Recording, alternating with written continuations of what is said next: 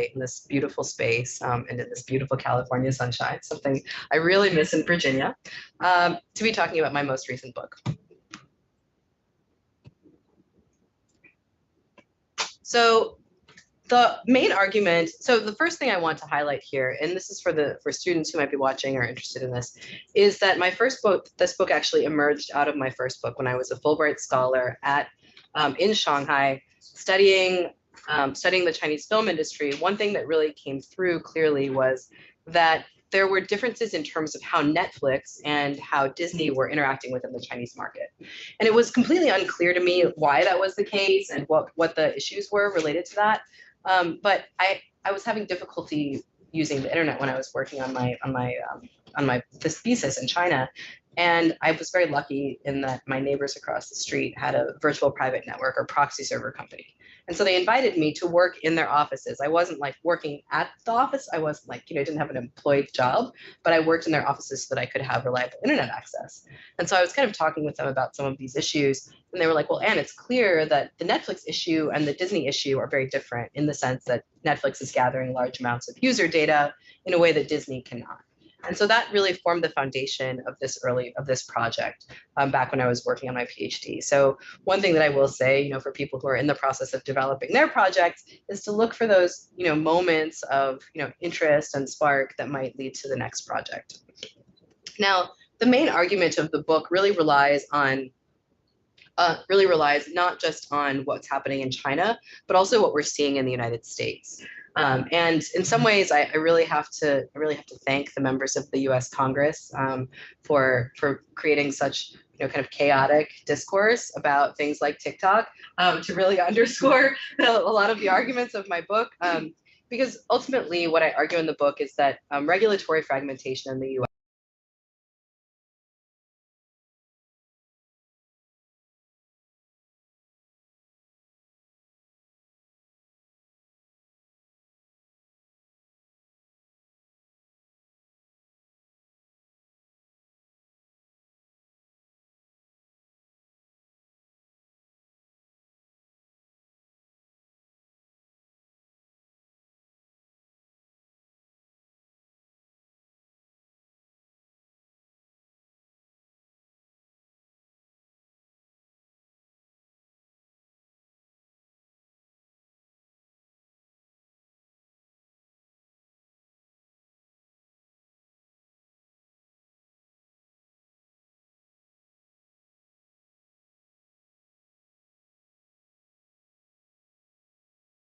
Now, I want to be sure to frame this very explicitly when we talk about what this means and when we're talking about China, what we're talking about.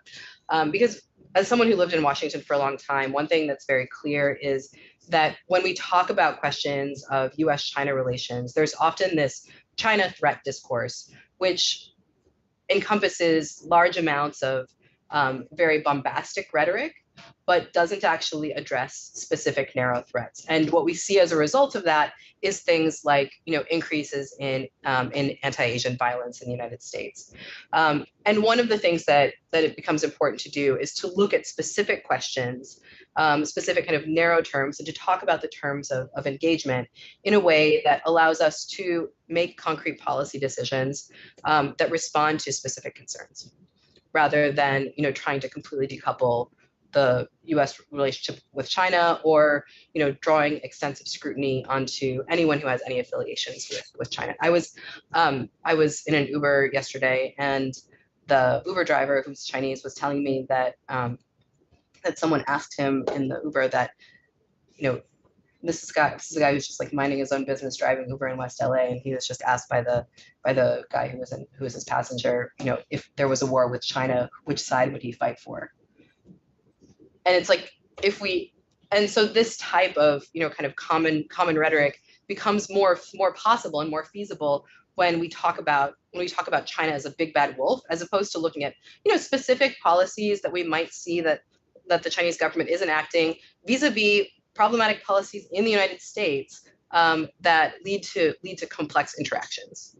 And if we, so without that kind of more narrow policy analysis, we actually can't come to good solutions. And it has a lot of negative secondary effects, like what I was talking about.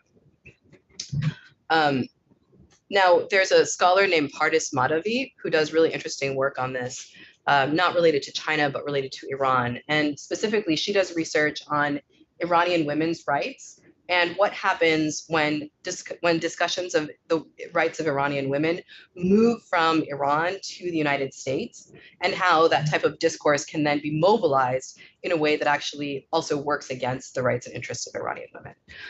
And so, when we look at the United States, for example, and Chinese communities in the United States, there are many Chinese communities in the United States that actually face disproportionate surveillance from the Chinese government. Uyghur communities of people from Hong Kong and Taiwan, and so this becomes a really interesting moment where this kind of more narrow framing becomes really important. Now, when I talk about data trafficking in the context of my work, I argue that it's an extractive process that exploits corporate data through limited user consent and acknowledgement in order to gain government control. Now, this becomes a really interesting dynamic because in some ways, this is actually building on a lot of the frameworks that the US has already established in order to build national power through extractive Silicon Valley firms. So one of the reasons why, so I have some friends here who have Gen Z kids, and for them it's more difficult to explain why it might be difficult, why it's negative to have all of their user data gathered by corporations. And part of that is because generations at this point of global public affairs officials at US tech firms have really focused on educating consumers in such a way that they consider their user data to be not important or not valuable. I teach a class called The Data Ethics of TikTok at UVA, and it's really interesting. So we spend time actually reading the terms of service and reviewing what the implications are of those terms of service. And as part of that, at the end of the class, one of their kind of final test questions is, all right, now that you know this and now that you've written about and been critical of the terms of service of TikTok, are you going to delete it?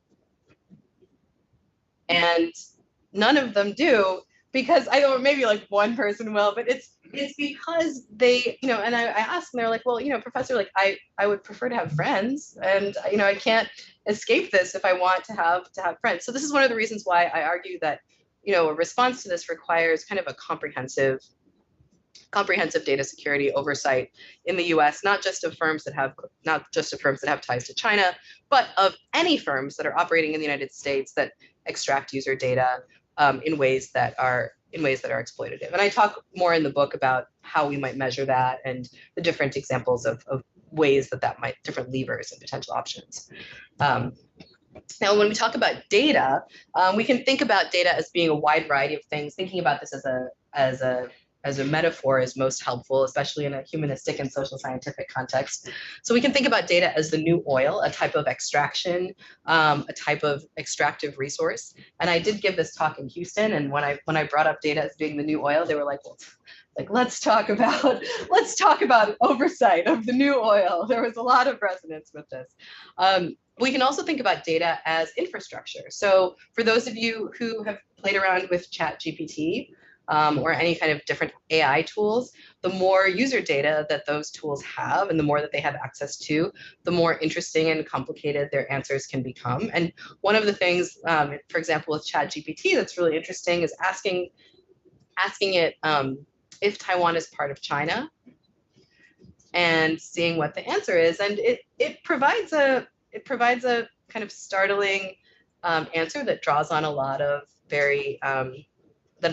rhetoric that would suggest that Taiwan did not have its own sovereignty. And so this is establishing a new kind of form of communication, new standards of what constitutes a fact and what constitutes reality through user data gathering. We can also think about data as an asset. Now, this is really interesting when we think about the different ways that data as an asset can be used. So one thing that my students in the data ethics of TikTok class often become shocked by is that if the companies that they make an agreement with or go bankrupt, those companies can sell their data to anyone in order to recuperate their losses, or they go to the bank and the bank then sells their data to other users. Companies can also use their user data to leverage and raise capital, which is something. So this, when we think about it in these terms, this is the type of information that actually makes people think twice about, oh, this thing that I've been told for my entire life is not useful. And actually that my parents, like this personal information that my parents shared, from the time I was an infant, actually has some kind of financial value on a market. And that tends to shift how people think about things. But the reason why I wanted to write data, trafficking data, is when we think about data as a form of personal, intimate information. So this type of unique, intimate insight into who we are, what we think about, how we feel, our most personal moments. Some of the most shocking examples that I found in the book were things like baby monitors that were connected and stored user data in Chinese government-run servers, baby monitors that operated in the US. Sex toys, connected sex toys, was a wildly shocking one. And then also home security cameras was another area. So these moments of kind of very, very personal experiences become part of this experience of non-consensual data gathering and transfer across borders. I also talk about video games too, if those are too depressing for you. Now, when we think about data trafficking, we can talk about the use of the word trafficking and how that might fit in with this larger framework. So drug trafficking is one framework that I use to kind of come up with this idea. Now, if we think about data and drugs, or if we think about social media apps and drugs, both have users, right? And both create this culture of addiction that becomes very difficult to respond to with typical policy mechanisms. There are also large economic systems that are in which these tools of addiction are actually grounded. And so it becomes very difficult to implement any kind of policy responses because users become very very diligent at finding ways around them. And we're already seeing this actually with a lot of the TikTok bans on college campuses and workarounds, as well as the responses of influencers to the potential for TikTok bans, these teary-eyed videos with streaming mascara and really fancy nails. It's really interesting to see how this trade of addictive materials functions. We can also think about human trafficking. So the way in which the body and the body's labor is exploited in a non-consensual bargain. So most people don't think about the ways in which, when they are putting online material up, they're actually generating content for that platform. And they're generating more users for that platform by drawing in their friends and colleagues to use that site. And it's kind of funny. So the quintessential irony is I have this book and traveling around trying to sell it, creating content on different social media platforms to draw people into my talks. And yet with a deep trace of irony, but I haven't been able to escape it, even as I am participating in this. And actually one of my research assistants from when I was writing the book was like, oh, this TikTok thing, I think it's going to really take off, especially with the increased attention. And so he actually became a TikTok influencer during the time we were writing the book. We learned all about this stuff. So, so it's really tricky because the first page of the book, I talk about Zoom and, its problematic data gathering practices. And here we are embedded in this Zoom context, in this Zoom environment. And Michael asked me if I was okay with it, and I agreed. This is how we are interacting in this world. The key point here is that these are systems that are increasingly monitoring us, and it's very difficult to escape that unless there are kind of larger scale interventions.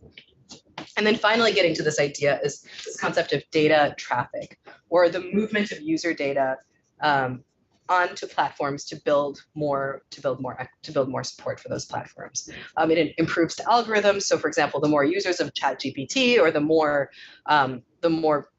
content it's able to bring in, the more sophisticated or real lifelike its answers can be. Those same things apply in the context of social media platforms that are gathering user data that includes videos and voice and biometrics, and people's contact information and how they respond for example, in the video game context, how they respond in conflict settings, in the context of the Internet of Things, how people use their homes, when they're at home, why they're at home, how many people exist in their homes. All of these things that metadata can help gather, and when combined, create really interesting insights into different people's human experiences. So when we talk about trafficking, it's not just about, a physical body, it's about trafficking of the human experience. Now, a lot of this is enhanced through things like network effects. So what this means is that the more populous a network, the greater its value. So, I don't know about any of you who have been like, oh, I'm, not getting off of Facebook, and then your kids are like, I'm not. That's totally an irrelevant decision to me. No one's on Facebook anymore, and so that's sort of the opposite of a network effect. Versus my, my research assistant who was like, I know all about these problems of TikTok, but I also see there's increase in growth on that platform, and I'm a college student who's trying to make money, so I'm going to try to grow my network there because that's a place where people are going. So these network effects really have a significant impact, and and this is also a really important thing when we're thinking about the longer term impacts of companies being able to operate in the US, because the more powerful they become, and it becomes more difficult to pull back that influence. That being said, when we think about these, it's really an issue of the US tech ecosystem, because US national power has grown rapidly as a result of these highly underregulated industries that have in many ways outpaced government regulation and oversight. And for that Texas talk, actually, it was really interesting because I was speaking at a relatively conservative organization, and one of the people in the Q&A asked me, well, don't you think that Silicon Valley has actually kind of stolen their model from the oil industry in terms of advocating for self-regulation as a way to, advance growth? And I was like, I don't know what the people in California would say about that, but it's not the worst point I've ever heard. So it's interesting that in many ways the US ecosystem, the US regulatory ecosystem allows for that as long as companies are growing and generating shareholder value. Now, this becomes challenging when we're in an environment where there's global competition and those companies are not the most powerful in the world. And one thing that I talk about in the book, and I'll touch upon a little bit here, is that in the European Union, there are a lot of US regulators and different allies and partners speak to the regulators in the European Union and they're like, you need to deal with this, with China's expansive digital governance framework. And the people in the EU are like, well, thank you. But one of the reasons why we developed our digital regulatory landscape was because of the extractive practices of the United States. And so this becomes a really interesting dynamic. So what we see is that there's extremely fragmented data regulation in the US. And I used to have to explain what this looked like, but now when we see, TikTok bans in different states, at different state levels of different items. So sometimes it's WeChat, sometimes it's WeChat and TikTok, sometimes it's WeChat, TikTok on devices, sometimes it's on networks, sometimes it's at the university, sometimes it's in a municipality. And then maybe there's a federal government ban, but only a federal government device ban, not a national ban. When we think about this, it makes your head explode and you don't even know how you could actually function in this environment. But this is actually typical of a lot of different types of tech regulations that we've seen in a wide different range of areas. So for example, in Illinois, there are really robust protections of user biometric data. So if you are having your biometrics gathered in Illinois, you actually are pretty well protected. That is not true in Indiana or in Wisconsin. So if you live in Wisconsin, but you had your biometrics gathered in Chicago, what happens? Hard to know. Similarly, in New York, your financial data is very well protected, but your biometrics are not. In California, there's the California Consumer Privacy Act, which has some European-like consumer privacy oversight. So California is kind of one of the leaders in this area. But the big takeaway here is that it's a huge mess, and that unlike in a Chinese context where we're looking at 10 or 15 or 30-year regulatory horizon, in the US, it's difficult to even make decisions over a 2-year congressional term. And when you're thinking about things like accruing large amounts of data to develop new technologies, this isn't something that occurs on a quarterly basis or on a biennial basis. It's something that occurs over 10, 20, 30 years. So part of how I think about this from a US regulatory standpoint, and one of the challenges that I see is that it's very similar to climate change, where a lot of these issues are treated as individual solution or individual solutions that individuals are responsible for. So one of the questions that I often get when I give this talk is, all right, so do I get my kids off TikTok? Another question is, what should my privacy settings be? And those are valuable questions, but it also kind of misses the bigger question of why are you responsible for these decisions? And let me just give you a sense of like how complicated it is to actually monitor this stuff. The TikTok terms of service, just to, because this is the kind of example in the news, but we can talk about I talk about a wide range of other cases in this book. On the TikTok terms of service, one of the things that you sign up for when you sign the terms of service is that you agree to any future adjustments to the terms of service. So I don't know about you, but I don't actually personally have time to like wake up in the morning, brush my teeth, wash my face, review the TikTok terms of service to make sure there aren't any objectionable changes, then go in, talk to the California Consumer Privacy Advocate so that I can, reduce my exposure. It's kind of an absurd, it's an absurd landscape that consumers are supposed to work through. And it's very similar to climate change where, consumers are taught, if you, just change the straws that you use, this won't be as much of an issue, or switch your cars or maybe become vegan. These things might help, but they're much smaller than if we were to have like different emission standards or different methods of power generation that users are not actually as able to impact. And one of the ways that I think about addressing this problem, which I'll talk about more I can talk about more in the Q&A, is thinking about more incremental solutions, but that have a larger impact. Now, all of this takes place at the backdrop of China's cyber sovereignty policies.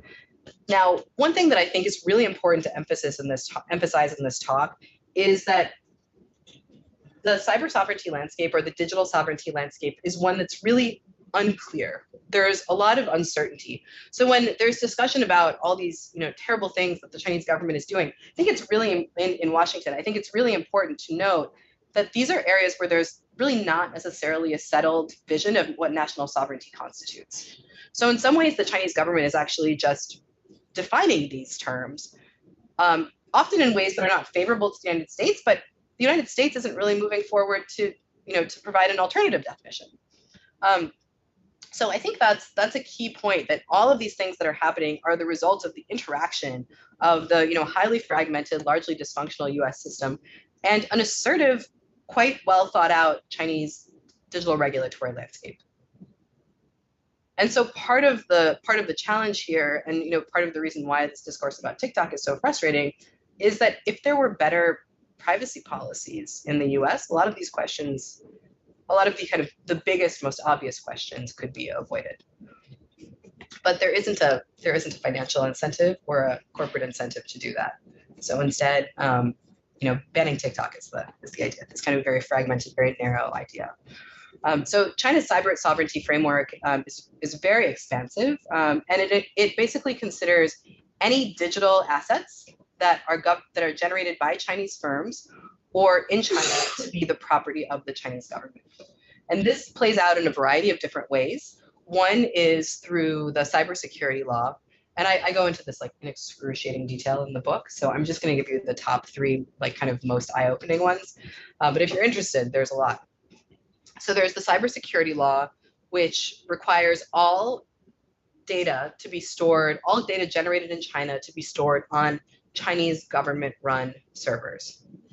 The key example of this is when this law was passed in 2017, that Apple moved all of their iCloud data onto Chinese government-run servers.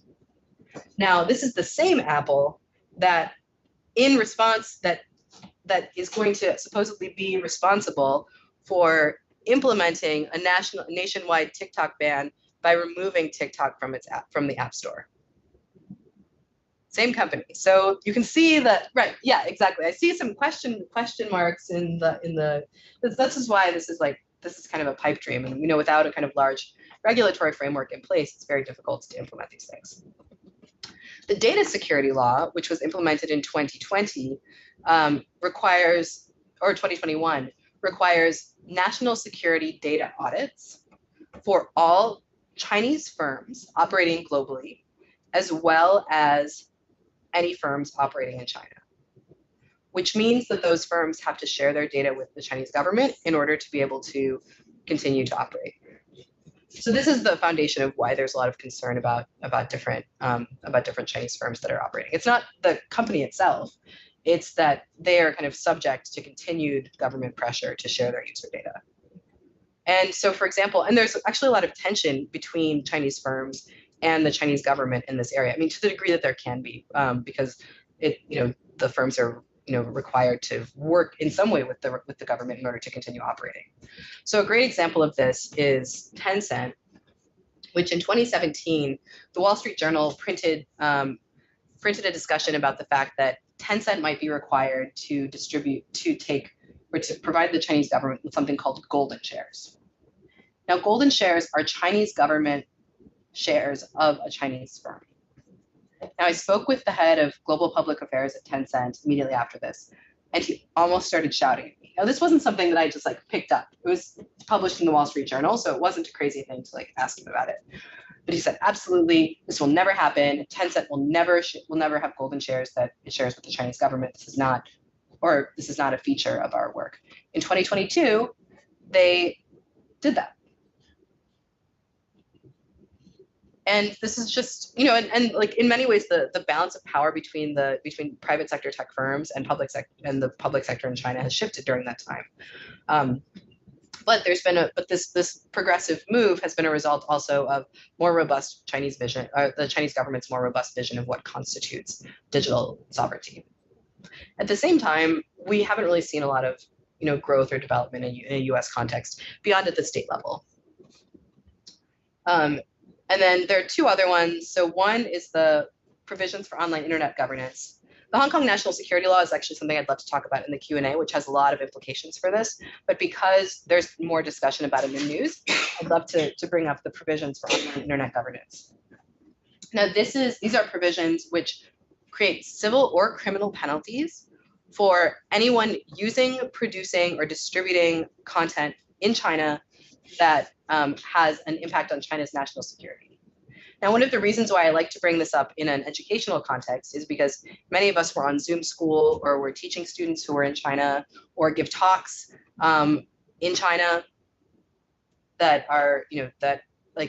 we broadcast online on Zoom. And technically, if any of that content violates China's national security, broadly speaking, there isn't a statute of limitations on the provisions, then you could be right. So this talk, so the talk that I gave, and so Feng Yun and we were just talking about the talk I gave in Hong Kong in December. In 5 years, if that's violating the national security of China, then technically I could be subject to civil or criminal penalties. Yeah. So it's very broad. But also, this is the Chinese government establishing a new vision of what constitutes national sovereignty. So in some ways, this is like the new great game if we want to think about it in these terms, these highly digital colonialist terms. But there are new resources to be extracted, new types of properties to control, and as we saw in things like airspace or maritime competition, countries that are able to define what those boundaries look like are able to actually expand their locus of control. So, I think that it's important to think about this not as China being so expansive, but also as the U.S. kind of being quite behind in terms of thinking about what the digital landscape looks like from a political standpoint. The other thing that we're seeing right now, and the reason why this becomes magnified, is because of regulatory asymmetry or uneven trading practices between China and the United States. So firms like TikTok can operate in a Chinese context, or firms like TikTok can operate in the US, but they can't operate, but an equivalent firm could not operate in China. So Instagram doesn't have Chinese operations. And this is largely because of these kind of digital regulatory and cyber sovereignty frameworks that the Chinese government has in place. I was at the Chinese embassy about 2 weeks ago for a Lunar New Year party, and I spoke with the political counselor there, and we were talking about the TikTok regulations, and he was advocating for something called Project Texas, which is where Oracle stores all of TikTok's user data and basically serves as an independent US operator of TikTok in Texas. Not run by the Texas government. This is important. This is an important distinction. If it was in China, it would be run by like the Guangxi like municipal government. This is so important difference here. But Project Texas. However, so there are potential benefits or potential drawbacks about Project Texas. I'm happy to talk about it in the Q&A and kind of get into the weeds there if anyone's interested. But the important point of this conversation was the fact that as soon as I brought up the fact that an alternative would be that if US firms could operate in China, then maybe there would be more openness and flexibility as it related to firms like WeChat and TikTok in the US. The conversation immediately stopped because this idea of reciprocity is fundamentally works against China's vision of cyber sovereignty. Just as a quick point here from a language perspective, I use the term digital sovereignty on the cover of my book because this is kind of a broad range term that's used by the United Nations. China uses the term cyber sovereignty in English and in its translation. So just for reference. So what we see is an environment here where there's also a very large conflict of interest for big tech firms. There's still an incentive to operate in the Chinese market, though less than there once was. But we see firms like Apple or Tesla, which are still generating large amounts of income in China, have this moment of uncertainty about how they operate globally, what they prioritize. And I think if, for example, the Biden administration pressures Apple to remove TikTok from the App Store, that'll be a really interesting moment to see how that happens, if it happens at all. My guess is it doesn't ever get that far, but it'll be interesting to see it play out. But for example, with firms like Tesla, we saw, where China is the only market where it's currently making money.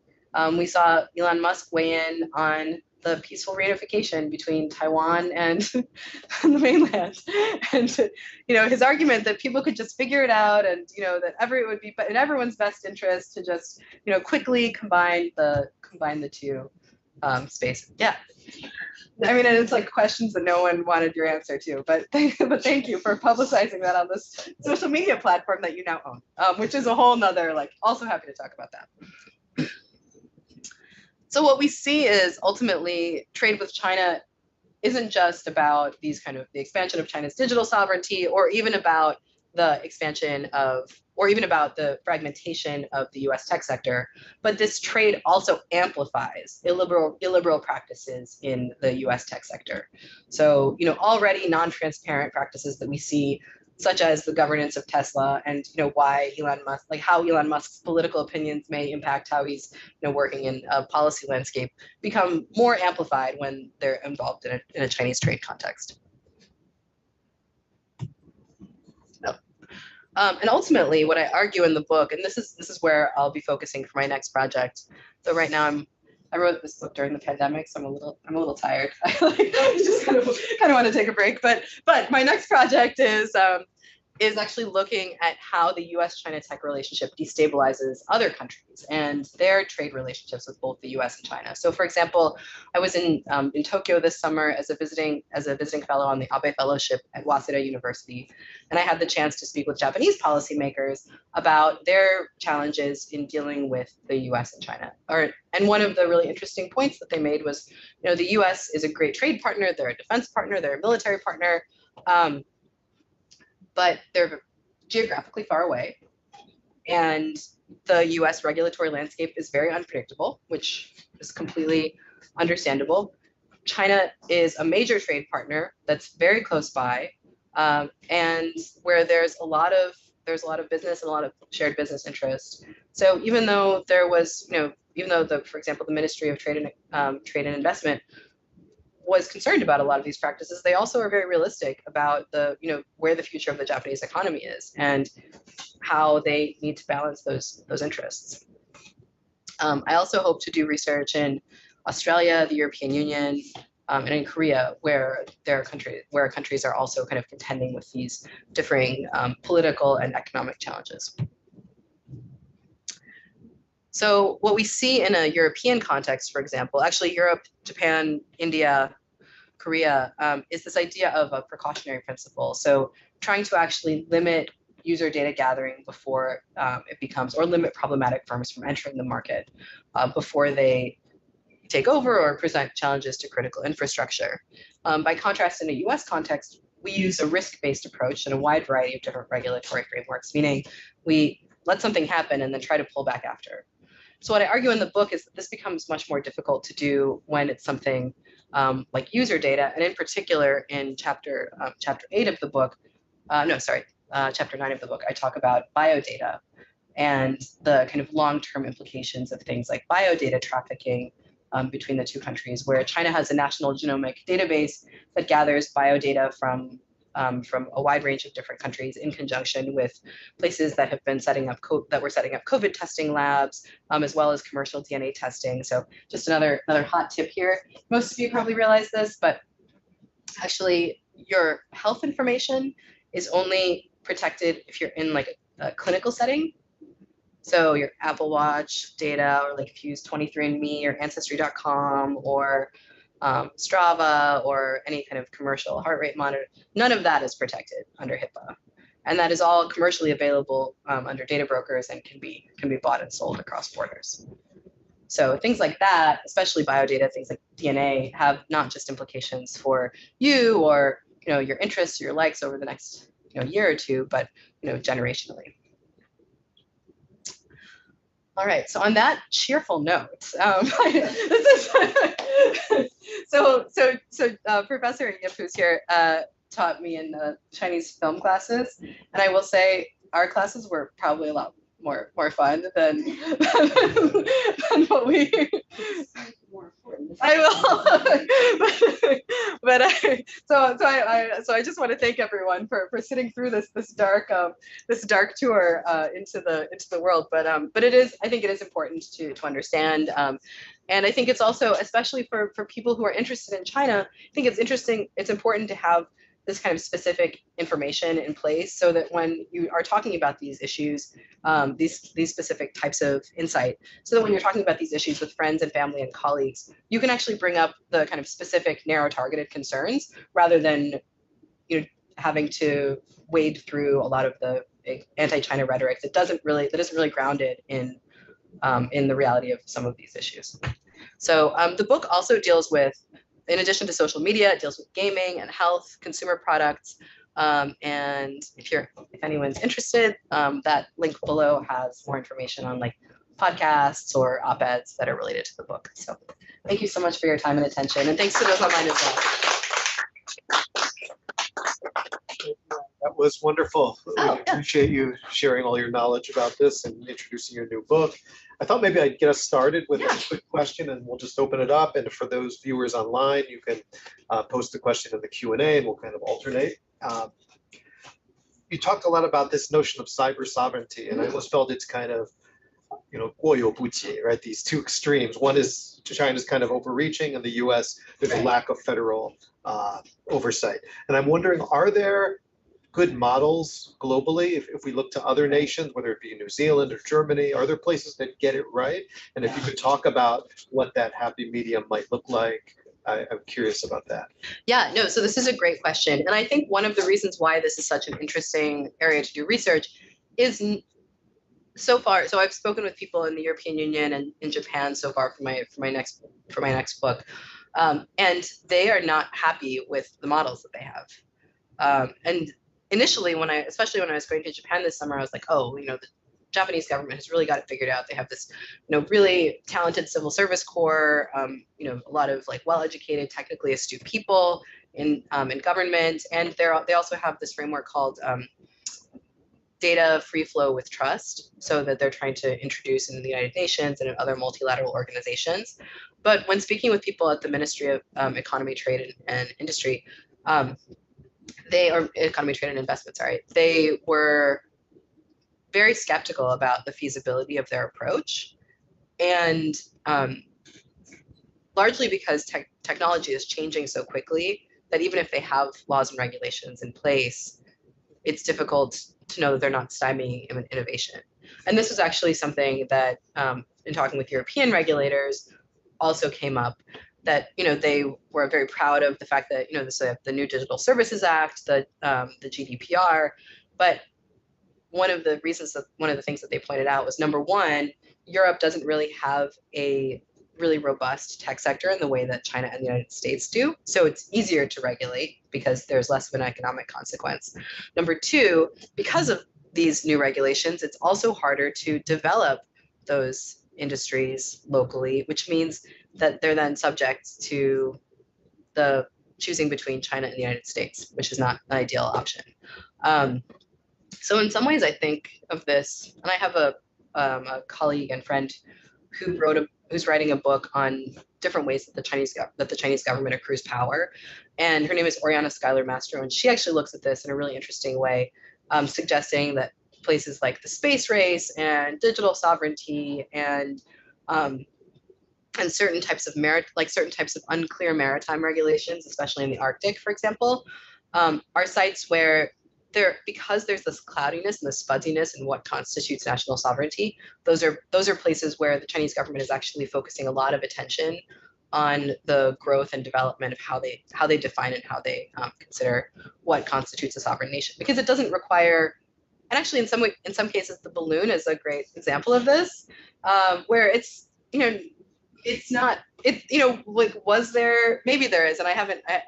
Was there an official kind of national sovereign regulation about like balloon? I mean, so apparently it was like just above the airspace, and it's not that threatening because it's a balloon. So it's this kind of very fuzzy space that within which we see a really like kind of broad emphasis of Chinese government attention. And so I don't think that there's a really clear. I don't think any country feels like they've got it.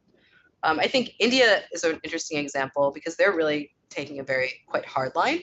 So India banned like 53 Chinese apps in 2020. They're just gone. They're not allowed to be used in the entire country.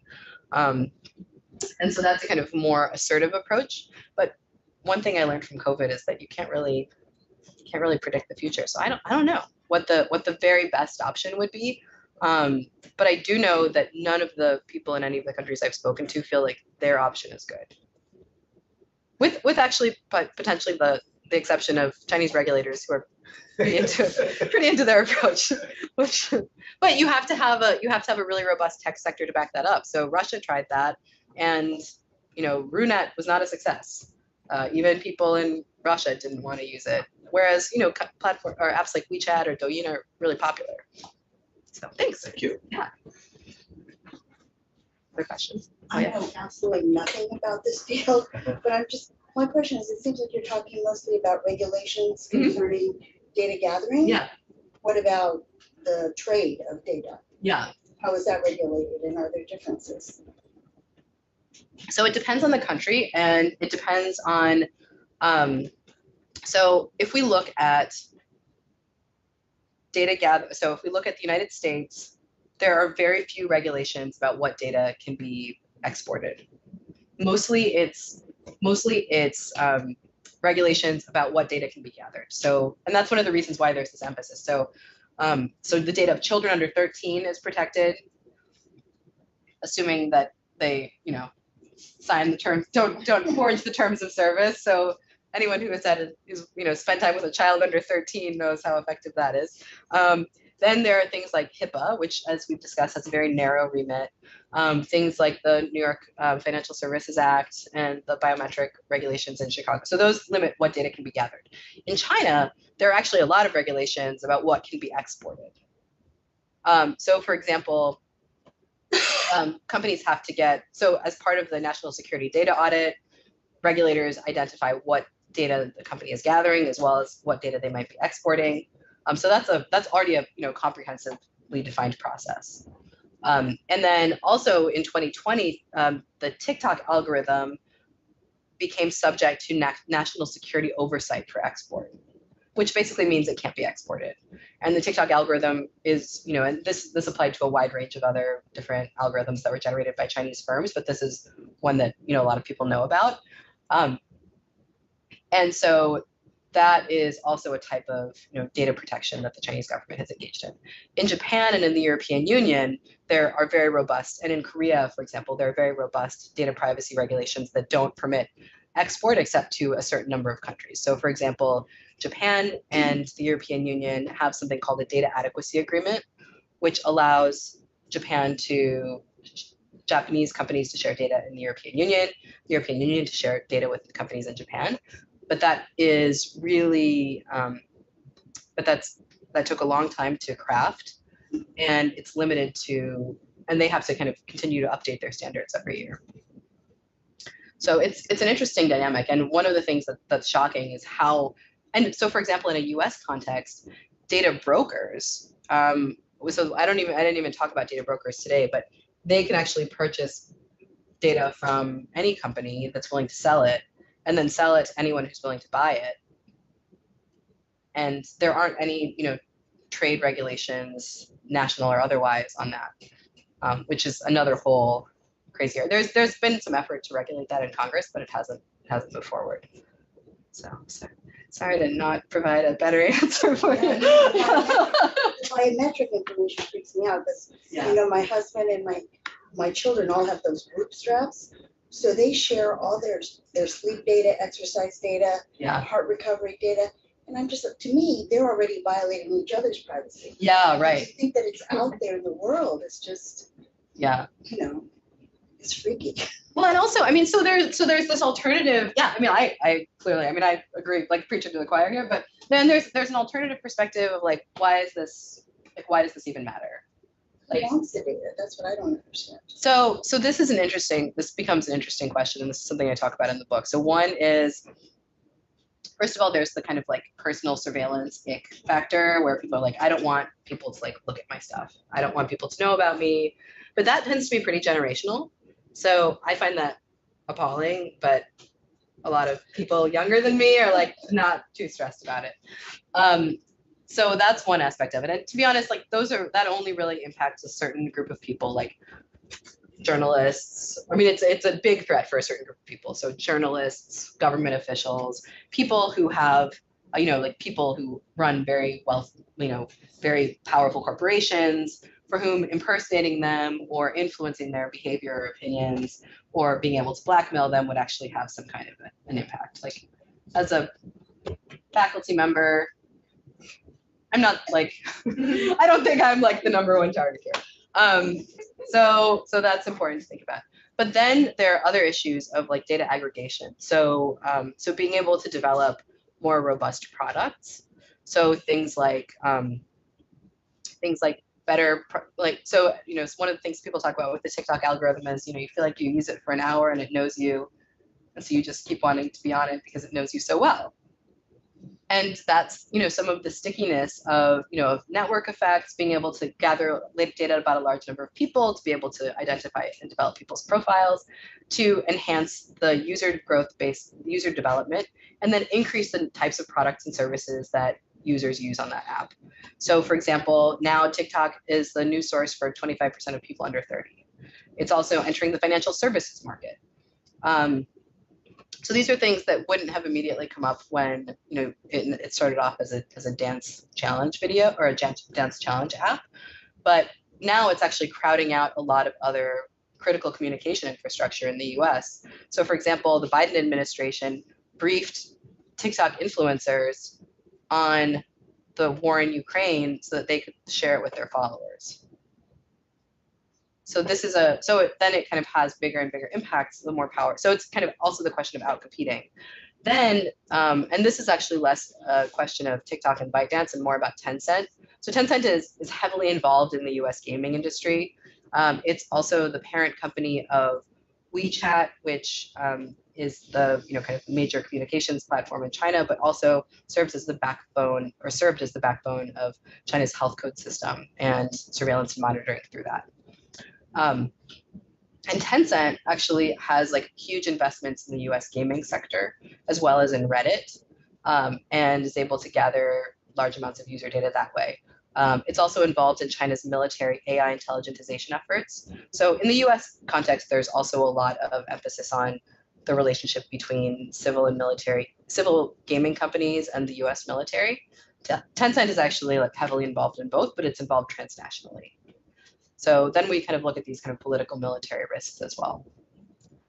So yeah, and then for biodata, There's like the possibility of developing precision medicine. So certain precision medicine that might be beneficial, but only available to certain populations, or precision bioweapons is the other side of that. But yeah, it's been hard to sleep for the past couple of years, guys. David, you had a question? Yeah, utterly fascinating. Yeah, thanks. I've been aware at UCLA of projects, some from the social sciences, one from our chancellor, in fact, using bio data that had to do, these were academic access, kind of data we're talking about. Do you have reflections on how different environments are permitting, obstructing academic access to the kind of big data that these agreements aggregate? Yeah, so this is a great point. And so we're in a room of, with some researchers who've maybe gone through the institutional review board process. It's, for those of you who are not researchers, you should know it's basically like going to the worst version of an annual physical book for your research project. It's very unpleasant. And so there are a lot of restrictions on what type of data you can gather about different users and how and why and under what circumstances. And it's designed to protect users. And it's designed to protect people that you might be researching. So if you're researching kids, you shouldn't be able to gather, very intimate personal data about them. Now, a lot of that goes away when we look at the tech sector in the US, which is able to gather huge amounts of data about, so for example, the type of data that even Facebook can gather about me or about like a child is much more than I could ever gather if I were to put it through the University of Virginia Institutional Review Board. They would like send it back immediately. So that's one aspect that we look at, like in a US context, this bias toward corporate data gathering at scale, which prevents, which allows those kind of organizations to advance and grow in ways that an academic researcher couldn't, because of our, oftentimes very frustrating even ethical standards about what can be done in a research context.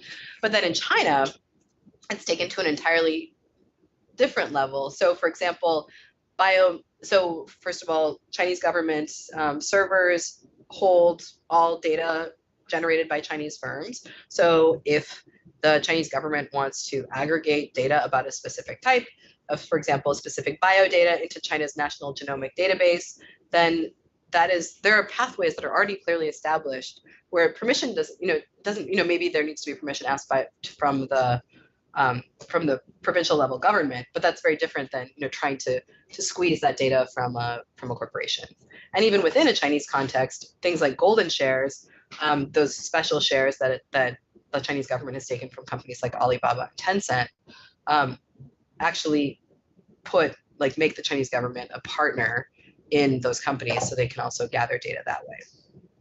So when we're looking at user data, data aggregation for things like health research, there's a huge advantage that the Chinese government has in terms of developing these things collectively and at scale. And I mean, I think this is actually an area where I do have some question marks, because in some ways, a lot of that stuff is happening in the US. It's just happening only happening in private corporations.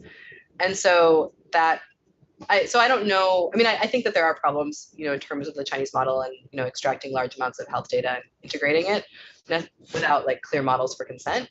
But I also think that in the US context, these things are happening already. They're just kind of happening without a lot of oversight. I guess my question was also one about integration of academics working in different settings with the sources of data. Would an economist or an epidemiologist in China, through access to that data, be in a better position? Is such access easier? Oh, I see. Well, so that's interesting, because I think it depends on a couple of factors. So first of all, where do they work?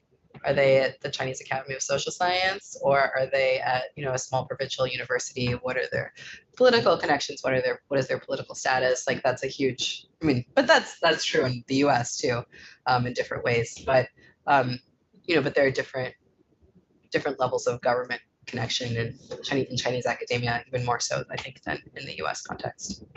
So yeah, so I think, and especially the more flexible IRB requirements are a research advantage. I mean but so you can tell I don't love IRB. I've gone through it. I have it. I got it for this project, but it wasn't a nice experience. But yeah. but I Not still stand model behind for it. Larger policy. No. I don't think we can use it as a model.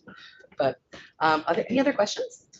There's an online question. Oh, okay. Well, maybe one yeah. of you go and then we'll take Okay. the online question. I think because you mentioned ChatGPT a lot. Oh yeah. I think we should definitely talk about this. Yeah. Because I feel like for ChatGPT there is a difference for compared with some other apps in the US. Because for ChatGPT you cannot register on it with Right. Chinese Yeah. number. So I really feel this anxiety from my Chinese friends that people want to borrow a US phone number to try to use it. So do you think this is a future US tech companies proactively build this barrier? Oh, that's an interesting question. I don't know. I mean, I think that it largely depends on what the policy environment evolves to look like. I think that one of the challenges that tech companies are facing with things like the TikTok ban, and not just tech companies, but any companies that are that have marketing budgets that are related to TikTok, is that there's a lot of uncertainty that's injected into their business plans because of the potential for banning or limiting access to TikTok. And so it's possible that in order to mitigate that long-term policy risk, that firms may take an approach to kind of silo their US operations. But I don't know that we're there right now, but it's definitely a possibility. I think a lot of it depends, who's in Congress, who's in the White House, how do these discussions about TikTok play out. And I mean, to be honest, even the surveillance balloon was. I mean, first, I happened to be spending the weekend with a friend who is a professor at Stanford, but is a military planner for Indo-PACOM when she's not a professor at Stanford. So she just kept getting all these calls about the surveillance balloon while we were supposed to be like wine tasting in Sonoma, and and we initially we were just like, why do people care about this balloon? I mean, and I just, I have this book coming out. I was like, or I have this book that just came out. I'm like, there are other ways that, the Chinese government can access data in the United States that are a lot more comprehensive than the surveillance balloon. Like 5% of the arable land in the United States is covered by a precision agricultural tool that's owned by ChemChina. Like that's a lot of, just one balloon in Montana is not that much comparatively. But the surveillance balloon has elevated discussions of Chinese surveillance in the United States in a way that I don't think any of us could have really predicted. So I really don't. And we were just talking beforehand about the end of the zero COVID policy and how it happened just like one day people woke up and like zero COVID this time. So I'm hesitant to make any future predictions, but I think that that's possible. Thank you.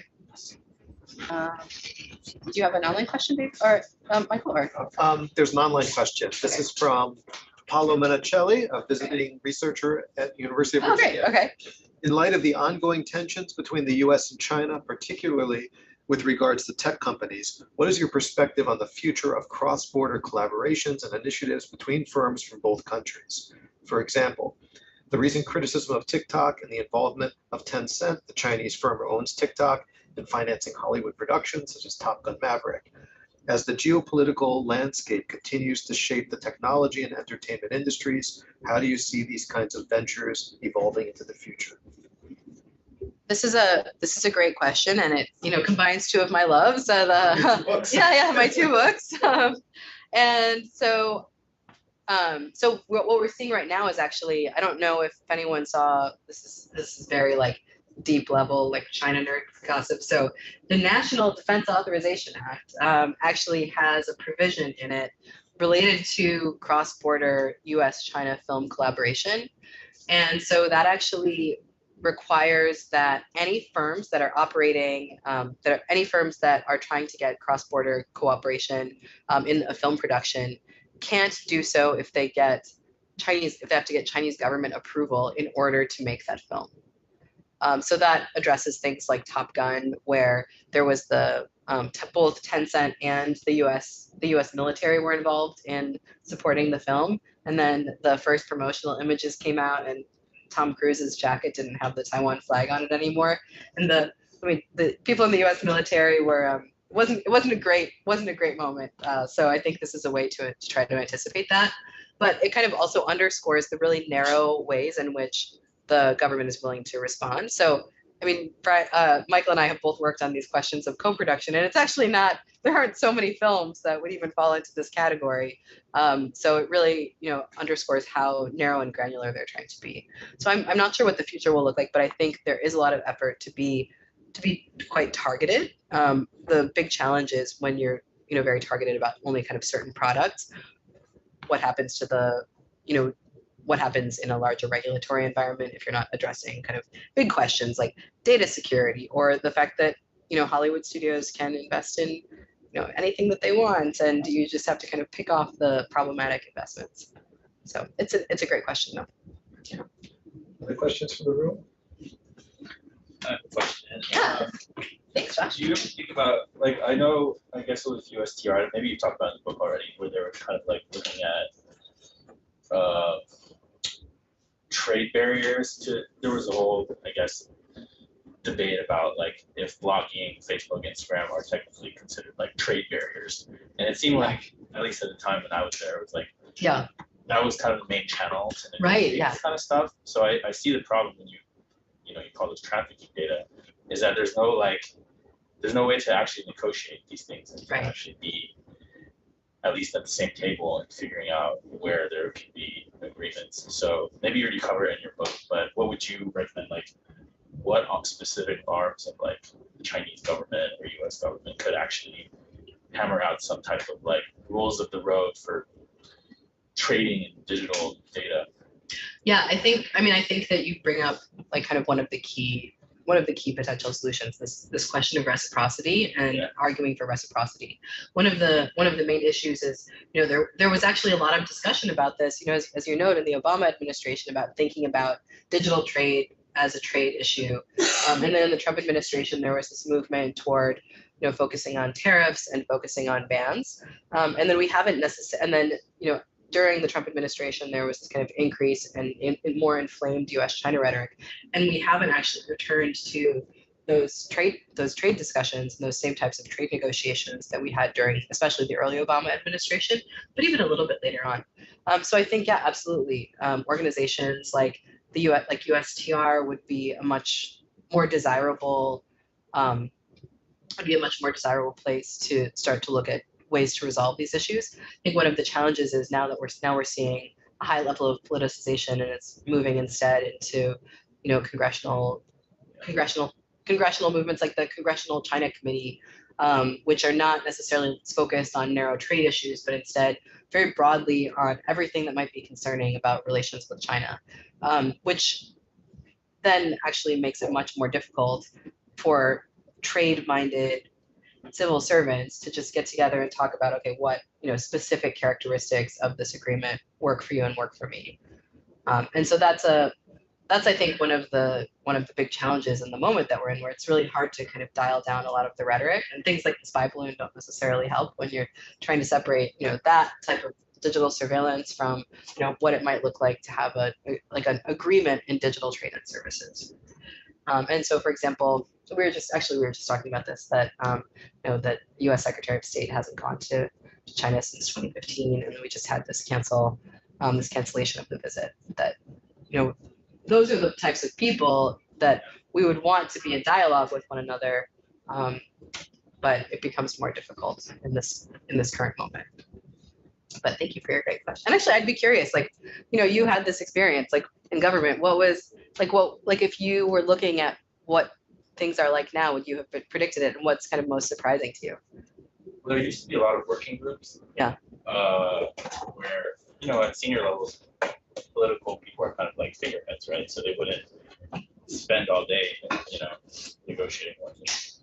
So I think that's a real shame that they kind of basically scrapped all kinds of working groups where you can try to hammer out some of these things. So hopefully, I mean, who knows, right? We can't predict the future. Yeah, and actually, I was talking with a colleague who was at DoD at a similar time, and he said the same thing, where there was a lot of kind of lower level cooperation between, not lower level, but cooperation between civil servants to talk about the rules of the road that kind of fell by the wayside, especially during the Trump administration, but even in later Obama. Yeah. Because people did develop expertise over the years, you know. Yeah. Whereas like political figures come and go. So I think inside of China it's the same team. So if you're like talking to the director general at like MIIT or something, I think they changed the name now, but like people are actually responsible for EV policy or these kind of things. Yeah, and this, I mean, this is the interesting part about, having these discussions. And one of the reasons why, as someone who studies China, it's very frustrating to not go as regularly is because I feel like these types of conversations with civil servants who have been studying these issues for a very long time are much more nuanced and can actually come to like a much clearer middle ground, because they know these issues, they know what's possible, what's not possible. But I think in both the US and in China, we've seen a kind of hyper-partisan or hyper-politicization of the US-China relationship. Thank you. Thank you for coming. Thanks for sharing your experience. What might the ramifications both domestically and internationally be if other countries adopted China's model for cyber sovereignty or digital sovereignty? And if you could just say your name and where you're from, that would be great. Or what brings you here today? The topic. Okay, great, thanks. Okay, so actually we are already seeing other countries adopt aspects of China's cyber sovereignty model. So for example, Vietnam has data localization requirements. We also see that that China has been exporting a lot of its digital platforms to other countries through things like the Belt and Road, and specifically the Digital Silk Road initiative, and also through the Belt and Road through things like, for example, through things like requiring WeChat Pay for construction projects, for example. So tying different infrastructure projects to digital financial infrastructure.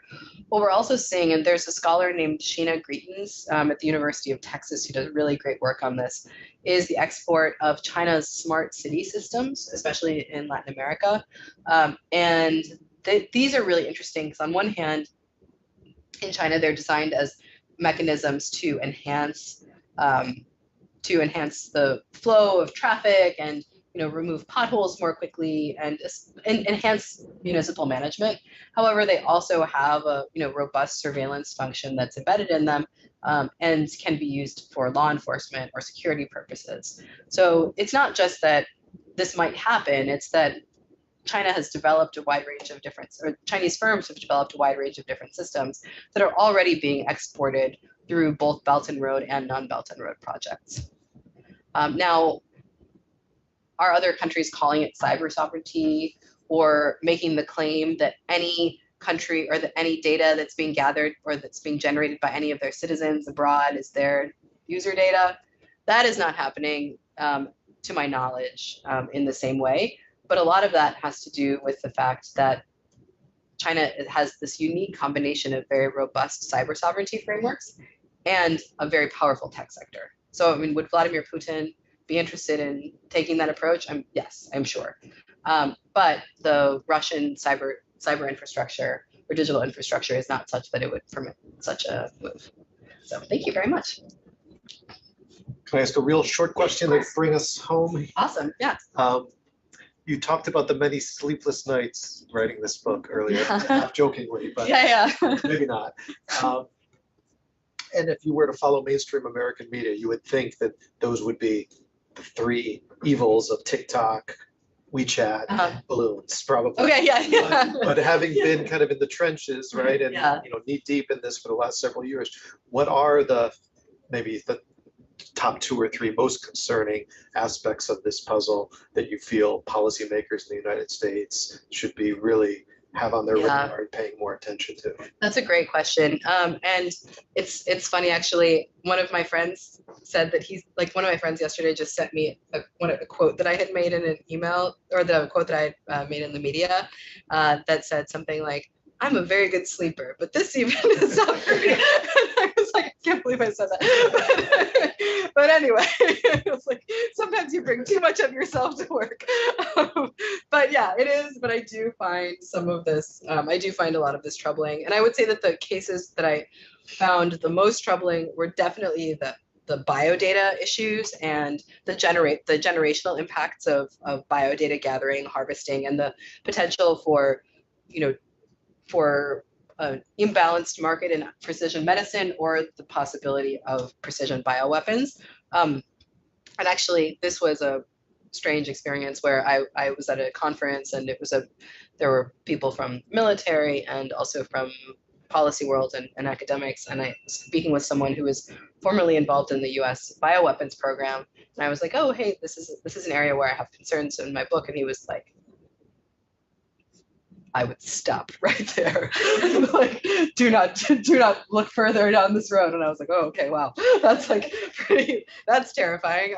So I haven't delved into that, but but I think there are the really potential and significant long-term concerns.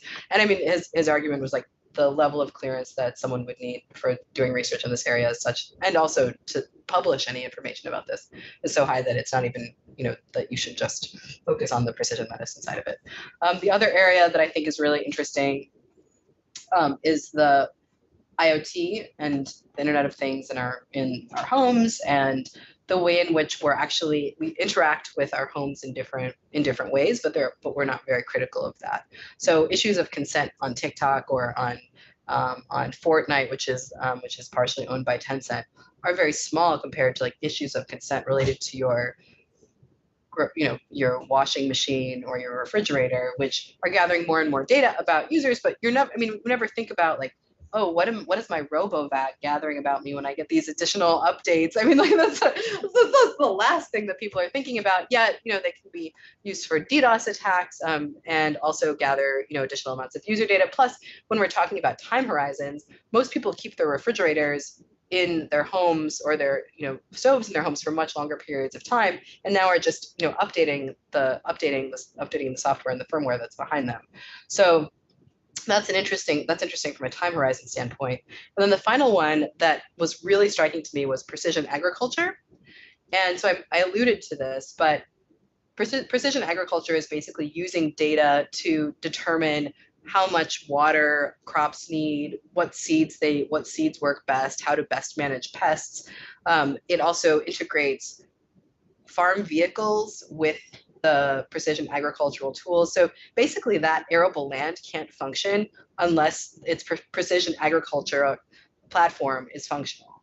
So Syngenta, which is a Swiss firm that was acquired by ChemChina, which is a state-owned Chinese chemical firm, operates 5% of the arable land in the United States, which, for anyone who's been frustrated about the price of eggs, imagine a trade war in which there was no longer access to the operating system for 5% of the arable land of the United States, and just see how cranky that might make people.